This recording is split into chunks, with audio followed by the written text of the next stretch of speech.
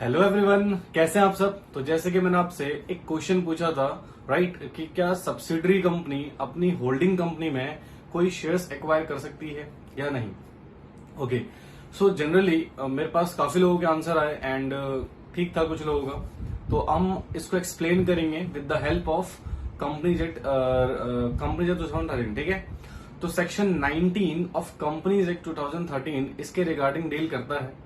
Section 19 क्या कहता है? सेक्शन 19 कहता है कि कोई भी सब्सिडरी कंपनी अपनी होल्डिंग कंपनी में किसी भी तरह के शेयर्स को होल्ड नहीं कर सकती है। This is not allowed. अगर ऐसा कोई ट्रांसफर या अलॉटमेंट होल्डिंग कंपनी ने किया है सब्सिडरी कंपनी को, तो वो ट्रांसफर और वो अलॉटमेंट क्या होगी? वॉइड मानी जाएगी, ठीक है। इसका मतलब there is no effect of the such transfer और सच अलॉटमेंट। बट यही सेक्शन कुछ एक्सेप्शंस भी देता है। यानी कि अगर हम जनरल आंसर देखें तो सब्सिडरी कंपनी होल्डिंग कंपनी में किसी भी प्रकार के शेयर्स को होल्ड नहीं कर सकती है। This is strictly prohibited by the section 19 of companies act 2013। But अगर मैं इसी के कुछ एक्सेप्शंस की बात करूं तो 3 एक्सेप्शंस आर देयर।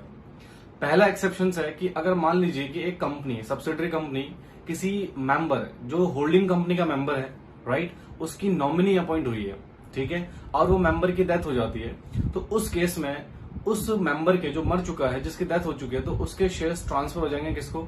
उस नॉमिनी सब्सिडरी कंपनी को। तो इस केस में वो शेयर होल्ड कर सकती है। या फिर वो किसी ट्रस्टी के पॉइंट ऑफ व्यू से अगर अपॉइंट हुई है सब्सिडरी कंपनी होल्डिंग कंपनी में, तब वो शेयर होल्ड कर सकती है।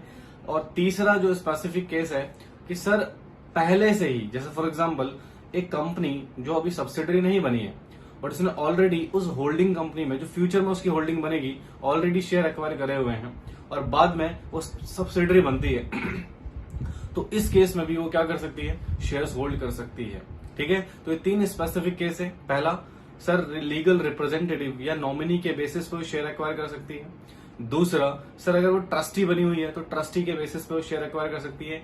तीसरा, अगर पहले से ही होल्डिंग सब्सिडरी रिलेशन बनने से पहले अगर कोई शेयर एक्वायर करा हुआ है सब्सिडरी कंपनी ने होल्डिंग कंपनी में, तो इस केस में वो शेयर होल्ड कर सकती है।